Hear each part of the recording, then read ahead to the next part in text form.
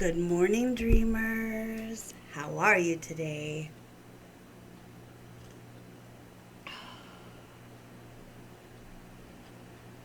Needed a second sip.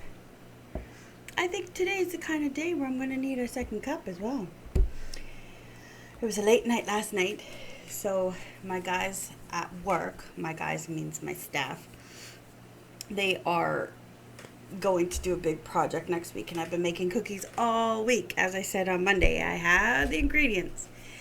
Um, and so it turns out I probably had to get them done sooner than later because my boss is not sure of his schedule and what that's going to look like and getting them. So there are parcels of cookies sitting ready for everyone.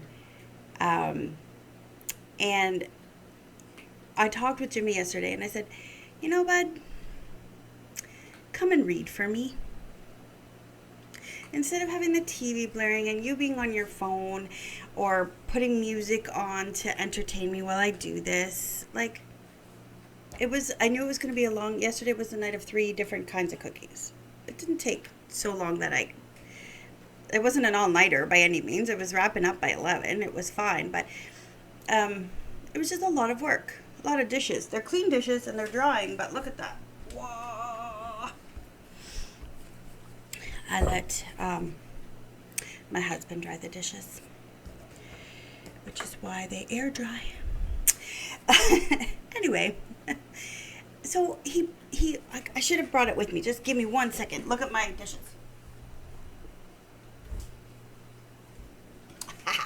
Because that's always fun.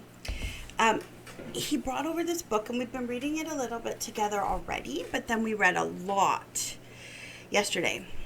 And so he reads aloud while I bake and I listen, and we interact as we go along. And sometimes I have to sort out names. This author does a great job of helping you remember who is whom. But this young kid, Moss, affected by racism in Oakland, lost his dad due to it.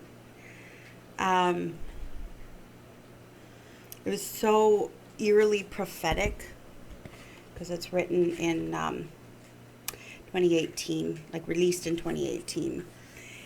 And 2 years later, right, our world gets turned upside down. And the thing is, this isn't new. It's just televised now. And kids like this fictitious Moss and all of his friends, their world is turned upside down every day. And so the title's Anger is a Gift. And so I can, as Jimmy's reading, I'm like, what? What just happened? Right? What in the world just happened? What are you talking about? When a girl gets slammed up and held by the neck up against a locker, and she's got epilepsy, and so she starts to have an epileptic seizure, and it's like, no. When the good schools don't show up for the college fair,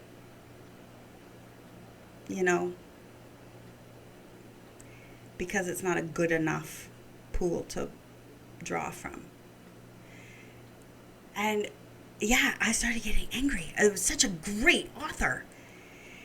And so Jimmy and I were talking, and I said, God teaches us what we're supposed to do in this world and in this kingdom by what makes our hearts beat fast, either in excitement or anger. If your heart beats fast for something, because, oh my goodness, you can't stop talking about it, this is really exciting, and blah, blah, blah, blah. Or, are you kidding me? If your heart beats fast for it, that's what you gotta do. And I don't mean beats fast because you drank too much coffee. Passion. Our emotions are just messengers about ourselves. They tell us about ourselves. They're not good or bad. They're just talking. Listen.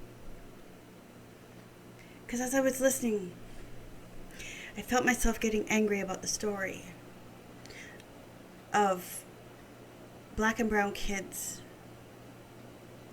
who, because the police officer in their school abused and sent a trans girl to a hospital with a unscheduled locker check, and she didn't like that her books were going all over the floor. When I got angry about that, I was like, no. Instantly, I was like, how can that police officer be employed? Because that's not normal. The white me talked. And then I went, I don't know if it's normal. I've never been in that situation. So let's step back and read. This author is writing what he knows in Oakland. And just because I know some of the most amazing police officers in the world who would have held their fellow police officer up against the locker, doesn't mean that this doesn't happen. And then I started getting angry because of that situation, the kids in that school, although the police officer was released and sent to a different school probably, they now had to have metal detectors put in their school because the harm that was done by the authorities. What? Huh? I was so confused. I was so angry. And I'm like, but the thing is, this is based on stories that have happened. And my heart started getting...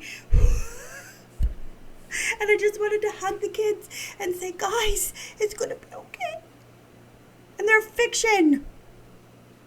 And I realized, yeah, my heart beats fast for the lost, the lonely, and the marginalized. And that's why my kid knew I would like this book. That's why my kid knew to say, Mom, you need to get ready because you're going to start to cry soon. And you're making cookies for other people. I didn't start to cry in the cookies. Don't worry, that didn't happen. But apparently it's coming up tonight. And we have to keep reading even though the cookies are done because I need to know what happens in this book. But what makes your heart beat fast? Maybe it's not social justices. Maybe your heart beats fast for babies that are born too early. Or mummies that are struggling with depression. Maybe your heart beats fast for the single dads. Or the dads that can't be around their kids for whatever reason. And they work their tail off to provide. But they've lost work over COVID and their prices, their support goes up. But they have no work and no way to pay it. So they look evil and wicked. Where does your heart beat fast? Whatever it is, don't stop. Don't stop listening to it. Don't ignore it. It's there for a reason. It is a symptom, and I'm not talking about a physical symptom of a physical condition. It's a physical condition, a symptom of an emotional, spiritual thing. Whatever's making your heart beat fast today, follow that call. Because behind those dreams, there's a reality of lives you can change simply by existing. So have some sweet dreams, my friends. Bye.